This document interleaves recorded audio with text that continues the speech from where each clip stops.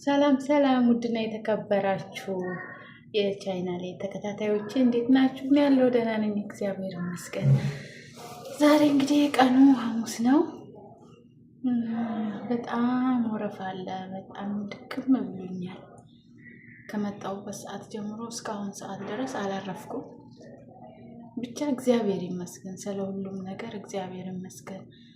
ጤና ሰጥቶኝ መስራት፣ መንቀሳቀስ፣ መለወጥ ከቻልኩኝ ለእኔ ትልቁ ነገር እሱ ነው። የአእምሮዬ እረፍት፣ ልጆቼን፣ ቤተሰቦቼን፣ አገሬን ሁሉ ሰላም ካደረገልኝ ትልቁ ሀብት እሱ ነው። ከሰላም የበለጠ ነገር ምንም የለምና እንግዲህ እንደምትመለከቱት አሁን ያለሁት ፀጉር ቤት ነኝ።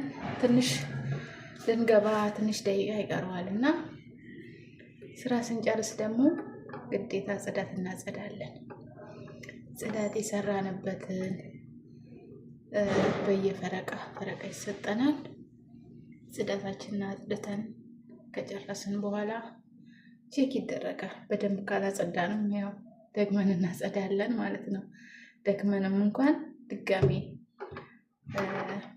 አጽዱ ስለምንባል እና የፀጉር ቤት ስራ ሲባል ብዙ ሰዎች እንደ ቀላል ያዩታል፣ ግን ቀላል አይደለም።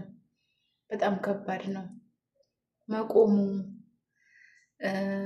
በቃ በጣም ነው ወገብ የሚያሙ፣ እግር ያማል፣ ወገብ ያማል። ብቻ እግዚአብሔር ይመስገን። እንግዲህ አሁን የደረሰኝን ክላስ ላጸዳ ነው። አብረን እናጽዳ፣ እርዱኝ። ሰብስክራይብ እንዳይረሳ።